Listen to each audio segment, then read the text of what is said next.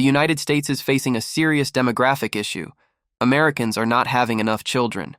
Since 2007, the U.S. fertility rate has dropped by 25%. Currently, it stands at 1.6 children per woman, well below the replacement level of 2.1, which is needed to maintain a stable population.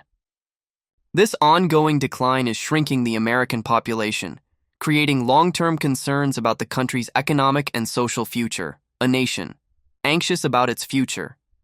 The issue is now sparking national anxiety, and politicians and tech billionaires alike are scrambling for solutions.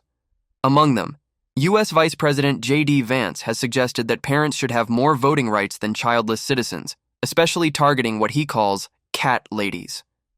Elon Musk, who has publicly expressed concern about global population decline, is on a personal mission to increase the birth rate, one child at a time.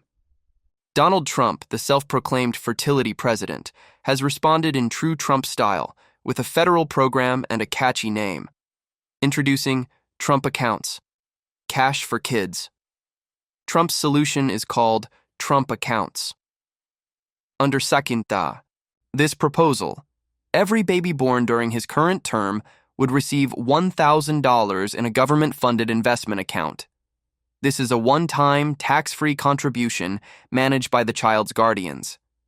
The money would be invested in the stock market, and any gains would accumulate over time.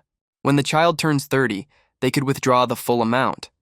Trump is hoping that a $1,000 baby bonus will motivate more Americans to have children. He's calling it a pro-family initiative. But is this idea new or effective? Not really. The global baby bonus trend.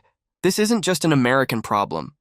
Countries around the world are experiencing similar population declines and are responding in familiar ways by throwing money at the issue. China has offered baby bonuses, but has still recorded 3 consecutive years of population decline. Now they're trying to incentivize childbirth by mandating epidurals in hospitals to ease delivery pain. Vietnam has hit a record low birth rate and has responded by abolishing its 2-child policy. Sweden, long considered the gold standard for family-friendly policies, spending 3.3% of its GDP on family support, has still seen its fertility rate drop from 2.0 to 1.4 over the past decade, even lower than the US. And let's not forget, South Korea and Japan, where the situation has become a full-blown population emergency. Even India, the world's most populous country, is not immune. Its fertility rate is also falling steadily. Why baby bonuses don't work. Here's the core issue. Children today are more expensive than ever, not just financially, but in terms of time and emotional resources.